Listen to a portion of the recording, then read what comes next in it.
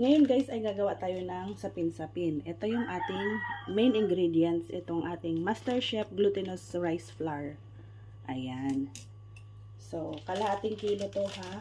Sa mga nagtatanong, para makita ninyo itong video, meron tayong panghanda sa New Year. Ayan.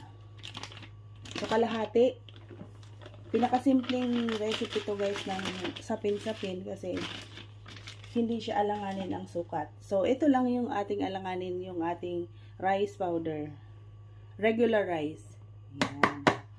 Okay, tapos, meron tayong gata, meron tayong condense, bahala na kayo kung ano condense, meron tayong ibap, white sugar, at vanilla. So, sa white sugar, kalahating cup lang din. Kalahating cups. Okay? Kalahati para matamis naman.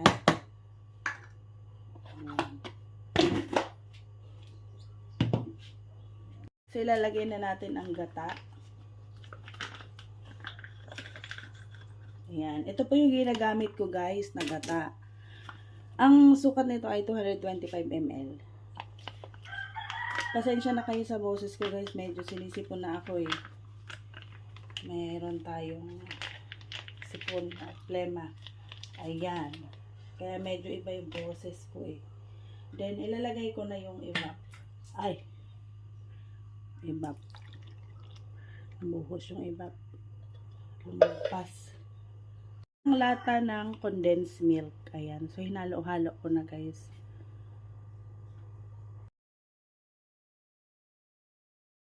Ito guys, kapag nahalo ng vanilla dito, ilagay nyo na yung tubig ninyo. Ayan. Ang pinantatakalan ko naman yung lata ng condense. So, okay na yan lahat. Para hindi siya matigas, malambot ang ating sapin-sapin. Okay?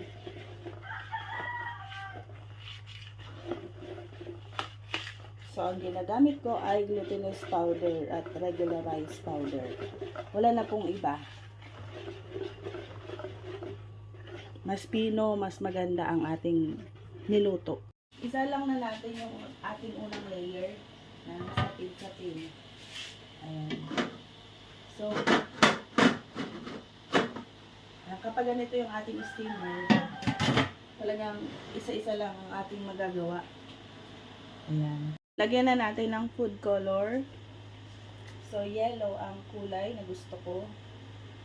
Yellow at purple. So, depende po sa inyo yan guys kung gaano katingkad at anong food color ang gagamitin ninyo. Since ako gumagamit ako ng powder. Ayan. So, para maiwasan naman yung yung kulay ng mga hindi natin maihalo dito, tunawin nyo muna ang inyong powder na food color. Ayan. So, okay na. Nag-blend na agad ang kulay. Dito naman sa purple, ganun din. Kailangan i-melt nyo muna ang inyong powder food color. So, yun lang. O, diba? Kasi pagka hindi nyo siya tinunaw, mangyayari guys, meron mga dark spots yan, mga iba-ibang kulay. Kasi yung violet ay may iba-ibang kulay yan eh, pag powder. Ayan. Haluin nyo lang. Dahan-dahan lang din ang paghalo ito. Kagaya ito ng ibang mga mixture na kapag nag-bubbles ay hindi pantay ang ibabaw. Kumaga, yung imbis na malinis or makinis ang ibabaw ng sapin-sapin, minsan parang siya, rough.